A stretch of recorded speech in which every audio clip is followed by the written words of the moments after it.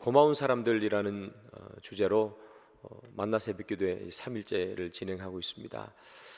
제가 처음 설교할 때 올 한 해 동안에 고마운 사람들 또 생각나시거든 꼭 감사의 말도 전하고 그리고 식사도 한번 하면 좋겠다 그렇게 말씀을 드렸습니다. 여러분 한 해가 다 가기 전에 고마운 사람들, 대가를 바라지 않고 또 여러분들과 함께 있어주는 사람들, 여러분들을 위해서 희생해준 그런 사람들이 있으면 여러분들 꼭 기억하시고 감사의 말도 전하시고 또 함께 식사도 할 수 있으면 또 식사도 하는 그런 한 해가 되기를 소망합니다. 오늘은 마지막이죠. 아픔도 함께하는 사람이라는 주제로 한번 살펴보겠습니다. 베들레헴에 흉년이 들었어요. 흉년이 드니까 사람들이 사는 게 너무 힘들어졌습니다. 그래서 이 나오미 가족이 살기가 힘들다 보니까 자기 집에 있는 모든 것들을 다 챙겨서 이제 먹을 것이 있는 모압이라는 곳으로 내려갔습니다. 여러분 나오미가 모압으로 갔다 이런 얘기를 많이 듣는데요. 모압이 어디쯤일까요? 우리 지도를 한번 볼까요? 여러분 보이시죠? 중간에 파란색은 베들레헴이에요. 그리고 사해가 있고요. 오른쪽 밑에 모압이죠. 모압이 저기입니다. 모압 위에 뭐가 있어요? 암몬 있죠. 그래서 우리가 성경에 늘 모압, 암몬 그렇게 얘기하는데 이 모압은 베들레헴에서부터 동쪽에서 남쪽으로 동남쪽에 있다 이렇게 기억하시면 되고 암몬은 바로 옆에 있다 이렇게 기억하시면 되겠어요. 저기 모압 땅으로 내려갔습니다. 모압 땅으로 내려가서 그의 인생이 풍성해질 줄 알았는데 오히려 더 힘들어지죠. 남편도 죽고 두 아들도 다 죽었어요. 먹을 것 없어서 흉년이 들어서 그쪽으로 갔는데 그래서 풍년을 기대하고 갔는데 풍년은커녕 인생의 가장 큰 시련, 가장 큰 흉년을 만나죠. 남편과 아들이 죽었습니다. 그 나오미가 어떻게 그곳에서 살 수 있겠어요? 남편과 아들이 있어야 이방 땅이지만 그곳에서 일도 하고 수입도 얻고 살 텐데 그 과부 혼자서 남의 나라에 가서 어떻게 살겠어요? 근데 마침 고향 땅에서 들려오는 소식이 있습니다. 그곳에 농사가 잘 돼가지고 먹을 것이 있다는 그런 소식이 들려와요. 그러니까 이제 나오미가 생각하는 거죠. 이제 고향 땅으로 이제 가자. 이곳은 너무 힘들어. 너무 마음고생이 심했어. 이제 내가 다시 고향으로 올라가서 새 출발해야지 하면서 고향으로 올라가요. 고향 땅 베들레헴으로 가게 되는데 그게 두 아들과 모압 땅에서 결혼했던 모압 여인 두 며느리가 그에게 있었죠. 같이 올라가요. 같이 올라가다가 이 나오미가 생각합니다. 아니 이 며느리 둘은 나와 함께 오면 힘들 텐데 그런 생각을 합니다. 그래서 올라가다가 길을 멈추고 나오미가 얘기해요. 며느라, 나를 따라서 베들레헴에 가는 게 너희들에게는 더 안 좋은 것 같구나. 내가 가만히 생각해 보니 너희들의 미래를 위해서 너희들은 너희들의 고향 땅으로 그냥 다시 돌아가는 게 좋겠어. 그렇게 얘기해요. 그러니까 며느리들이 아닙니다 어머니. 어머니 따라서 우리도 같이 갈래요. 그렇게 얘기해요. 그러자 나오미가 말합니다. 아니라 괜찮다. 너는 너의 고향 땅으로 돌아가서 새로운 남편을 만나서 새로운 인생을 시작해라. 그렇게 얘기해요. 그러니까 며느리 중에 한 명인 이 오르바라는 여인이 막 눈물을 흘립니다. 그러면서 어머니 건강 조심하시고 멀리 가서도 어머니 언제나 강건하십시오 하면서 어머니에게 입 맞추고 이 오르바라는 며느리는 고향 땅 모압으로 다시 돌아가죠. 그런데 며느리 한 명이 더 있습니다. 루시라는 여인은 자기 시어머니를 떠나가지 않아요. 그래서 시어머니가 다시 얘기합니다. 며느라, 다시 생각해봐라. 너는 젊고 너 인생이 앞으로 살 날이 얼마나 많니? 나랑 함께 가본들 너가 무슨 부귀 영화를 누리겠니? 나는 아들이 없잖아. 내 아들 너에게 다시 줄 수도 없고 다시 돌아가는 게 맞는 것 같아. 그렇게 나오미가 얘기하죠. 여러분, 나오미가 끝까지 룻을 고향 땅으로 돌려보내려고 했던 이유가 몇 가지 있어요. 첫 번째는 뭐냐면 며느리를 생각하는 마음이에요. 자기와 함께 올라가봤자 미래가 불투명하니까 며느리를 생각하는 마음으로 다시 돌아가라 그러는 거고요. 또 다른 이유가 있어요. 자기와 함께 가면 이 나오미는 늘 누구를 봐야 돼요? 룻을 봐야 되죠.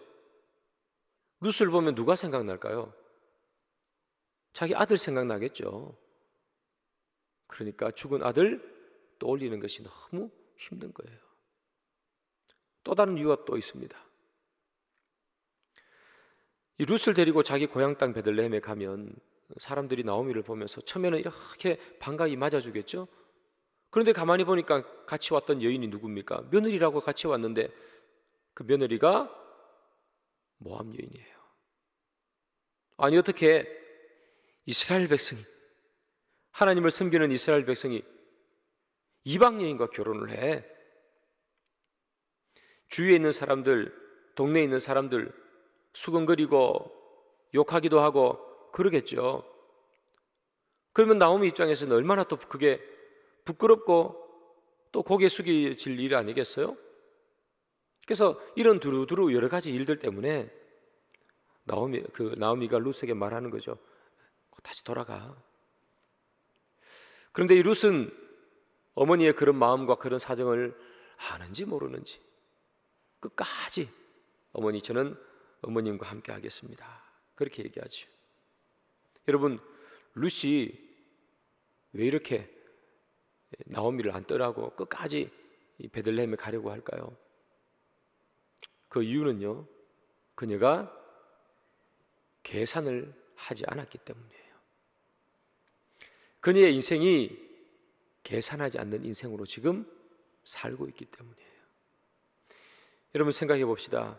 계산을 한다면, 주파나를 이렇게 튕겨본다면 이 룻은 모압으로 돌아가는 게 맞아요. 그녀는 아직 젊습니다. 그녀는 아직도 젊고 아름답습니다. 고향 땅으로 돌아가면 그녀는 그 고향 땅에 아는 사람이 있을 것이고 부모님이 있을 것이고, 그리고 그 고향 땅에 돌아가서 젊은 여인이기에 또 누군가 남자를 만나서 아름다운 가정을 이루고 행복한 삶을 살 수 있었겠죠. 어느 정도 미래가 보이고 확보되는 삶 아니겠어요? 그런데 어머니를 따라가요. 나오미는요, 흉년 때문에 모압 땅에 왔어요. 그런데 남편과 아들이 다 죽어버렸어요. 가진 게 아무것도 없어요. 빈손으로 돌아간다, 오늘 본문에 그러지 않아요. 그녀는 가진 게 아무것도 없어요. 경제력이 없다는 얘기예요. 룻이 시어머니를 따라가 본들 먹고 살 길이 막막한 거예요. 또한 룻이 시어머니를 따라서 베들레헴에 가면 그 베들레헴에 있는 사람들이 이방 여인을 반겨 맞아 줄까요? 그것도 불확실한 거예요.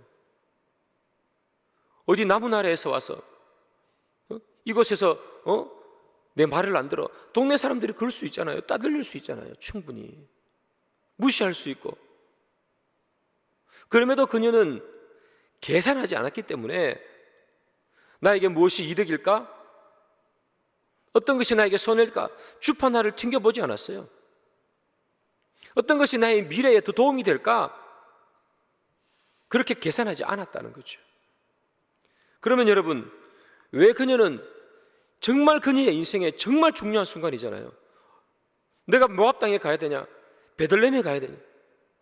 그 인생의 중요한 순간에 왜 그녀는 계산하지 않는가? 하나님 말씀은 이렇게 기록합니다. 룻기 1장 15절. 나오미가 또 이르되 보라, 내 동서는 그의 백성과 그의 신들에게로 돌아가나니 너도 너의 동서를 따라 돌아가라 하니, 이렇게 기록합니다. 나오미가 뭐라 그래요? 너의 백성과 너의 신에게 돌아가라. 너 이제 괜찮아. 모압 땅으로 다시 돌아가고 네가 섬기던 그 모압의 신이 그모스거든요. 모압 땅으로 돌아가고 그모스를 섬겨. 너는 하나님 안 믿어도 돼.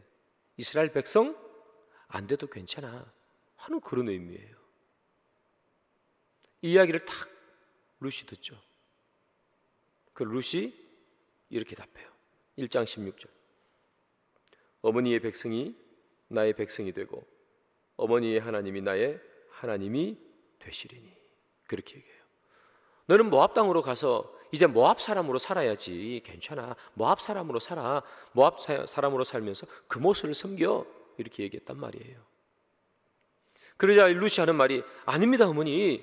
나는 이스라엘 백성이 되고 이스라엘 백성이 섬기는 하나님을 섬길게요. 이렇게 얘기했단 말이에요. 여러분, 룻이 미래를 계산하지 않았던 이유, 그녀의 인생에 주판알을 튀기지 않았던 이유는 바로 이것 때문입니다. 여러분, 모압으로 돌아가서 새로운 삶을 사는 것보다 불확실한 미래, 시어머니를 따라가서 경제적인 어려움은 있을지 몰라도 그러나 나는 이스라엘 백성이 되고 싶고 하나님을 섬기고 싶습니다 하는 거예요. 어머니, 나는 모압 땅에 내려가서 미래가 보이는 편안한 삶을 사는 게 아니라 불확실해도 하나님을 섬기면서 하나님 백성으로 살고 싶어요.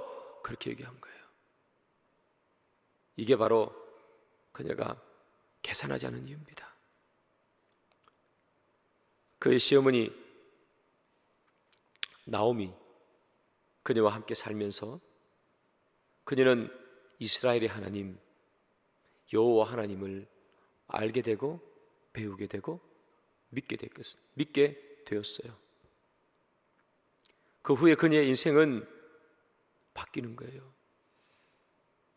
그전까지는 계산하던 인생, 그러나 이제는 계산하지 않는 인생. 그녀는 결혼하기 전에는 모압 여인으로 살았잖아요. 모압 여인이 왜 이스라엘 남자와 결혼했을까요? 그때는 가진 게 많았어요, 여러분. 오늘도 성경을 읽어보면 21절에 그렇게 얘기하잖아요. 내가 풍족하게 나갔더니 비록 흉년이 들었지만 그래서 먹을 것이 없어서 모압 땅으로 왔지만 나올 때는 풍족했어요. 모압 땅에 동착했을 때는 그들이 가진 게 많았다고요. 그래서 룻은 자기 나라 사람이 아니지만 가진 게 풍족했던 나오미네 며느리로 들어간 거예요. 계산한 거예요. 어떤 게 좋을까? 가진 게 많네.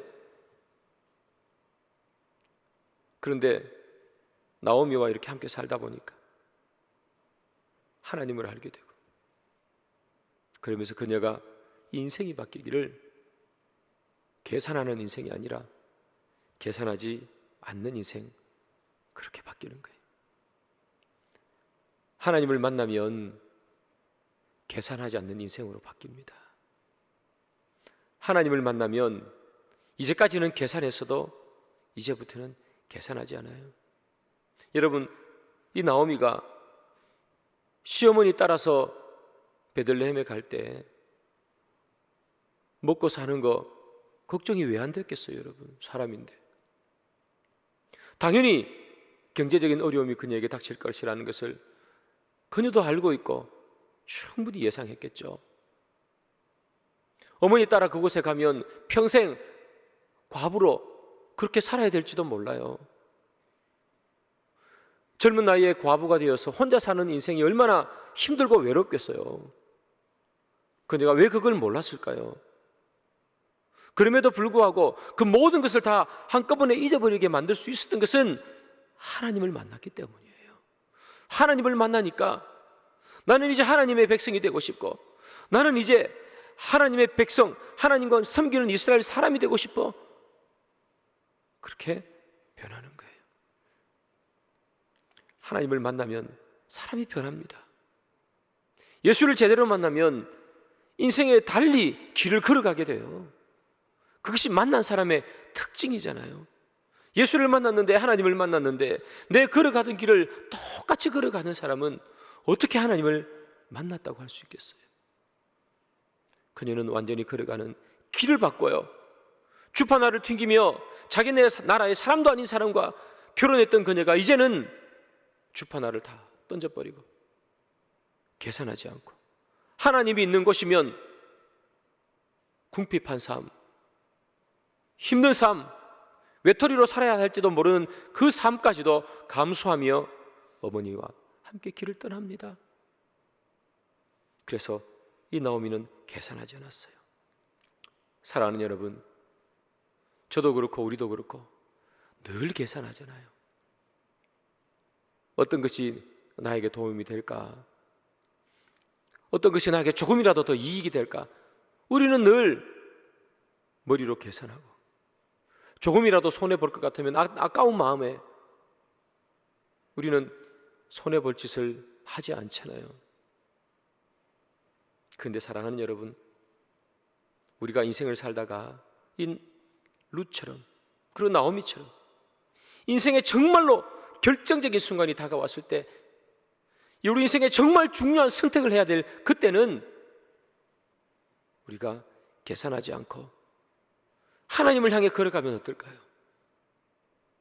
우리가 인생을 살아가며 자그마한 순간까지, 정말 작은 순간까지, 그런 순간에는 우리가 계산하고 머리를 빨리 굴려갈 수 있겠지만, 그러나 우리 인생의 정말 중요한 순간에는, 그때는 계산을 멈추고 하나님을 한번 믿고 의지하면 어떨까요? 아마 하나님께서 그런 우리에게 복을 주지 않겠습니까?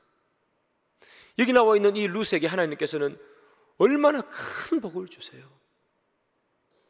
계산하지 않으며 그녀 인생을 살았더니 예수님의 족보에 올라가는 여인이 되지 않습니까?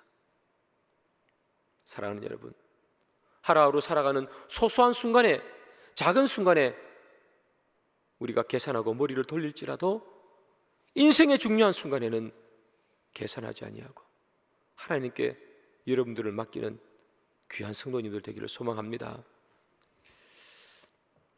여러분, 그녀는요, 하나님을 만나고 난 뒤에 계산한 버릇을 버렸습니다. 계산하는 버릇을 딱 버리고 나니까 그녀가 할 수 있었던 것이 뭐냐? 늙은 그 시어머니를 보살필 수 있었습니다. 여러분, 시어머니를 떠나는 것, 그게 그녀의 인생에 더 편해 버릴 수 있겠습니다. 그 어머니 늙어서 이제 그녀가 계속 돌봐야 합니다. 그녀의 희생이 들어가야 되고 그녀의 수고가 들어가야 합니다. 그런데 그녀는 자기를 희생합니다. 자기를 던집니다. 그리고 어머니와 함께 그렇게 베들레헴 땅에 갑니다. 그러면서 이렇게 얘기합니다. 어머니 걱정하지 마십시오. 제가 어머니 굶지 않게 해드리겠습니다. 제가 이 가정을 책임지겠습니다. 여러분 아시는 거잖아요. 그래서 이삭 떨어졌는 거, 그거 죽으러 다니는 것이 룻 아니겠어요? 그녀는 왜 혼자 편히 살 수 있음에도 불구하고 늙은 노모를 위해서 희생하지 않아도 될 그 순간에 희생을 선택하는 것인가? 계산하지 않았기 때문입니다. 여러분, 자기를 희생하면서 아픔과 불편을 함께 해주는 그것은 계산하지 않을 때 가능한 거예요. 예수님께서 우리에게 오실 때 계산했으면 못 오시죠. 계산하지 않으니까 그 하나님의 사랑이라는 것은 계산될 수 없는 사랑이기 때문에 우리에게 오시는 거 아니겠어요? 어떻게 하나님이 사람이 돼요? 계산하면 이루어질 수 없는 것이죠. 어떻게 십자가에 달려 돌아가세요? 계산했으면 안 되는 일이에요. 계산하지 않습니다. 자기를 던집니다. 자기를 희생합니다. 계산하지 않기 때문에 가능한 거예요. 바울을 보세요. 예수 믿고 난 다음에 돌에 맞아도, 배가 고파도, 배를 타고 가도, 배가 파선을 해도, 채찍에 맞아도 그가 복음을 전는가 하러 계속해서 다니는 이유는 뭡니까? 계산하기 때문일까요? 그렇게 하면 큰 돈이 자기에게 들어오기 때문입니까? 계산하지 않습니다. 계산하지 않으니 복음을 전가할 수 있는 거예요. 계산해서는 어떻게 복음을 전가할 수 있겠어요? 그런 큰 아픔과 시련이 그에게 닥쳐와도 그는 계산하지 않으니 하나님 옆에서 복음을 전가하는 것 아니겠습니까? 사랑하는 여러분, 우리 주위에 우리를 도와주는 사람들, 올 한 해 동안에 나를 위해 수고한 사람들은 다 계산하지 않기 때문에 가능한 거예요. 계산하면 아무것도 할 수 없습니다. 돈 10원 하나, 단 1초의 시간도 내어주지 않습니다. 세상 사람들이 자기의 시간을, 자기의 물질을 계산하지 않고 주는 사람이 어디에 있어요? 그러나 사랑하는 여러분, 여러분들을 위해서 올 한 해 동안에 많은 사람들이 기도했을 거예요. 여러분들을 위해서 많은 사람들이 수고의 이야기를 하고, 또 어떨 때는 자기의 재정을 들여가며 여러분들에게 헌신하는 분도 있을 거예요. 왜 그렇게 했을까요? 계산하지 않기 때문에. 올 한 해 동안에 여러분들에게 큰 도움을 줬던 분, 또 마음에 빚을 진 분들이 여러분 계시다면 그런 분들에게 감사의 인사를 하기를 바랍니다. 그리고 또 하나, 우리들의 부모님을 이 연말에 생각하면 좋겠어요. 여기 있는 분들이 거의 다 대부분 자녀가 있으시잖아요. 무슨 대가를 바라고 자녀들을 낳고 자녀를 키우지 않잖아요. 우리의 부모님도 마찬가지일 겁니다. 대가를 바라고 우리를 키워주시냐? 대가를 바라고 지금도 우리를 위해 기도하시는가? 그렇지 않잖아요. 사랑하는 여러분, 여러분들의 부모님이 지금 생존해 계시거든.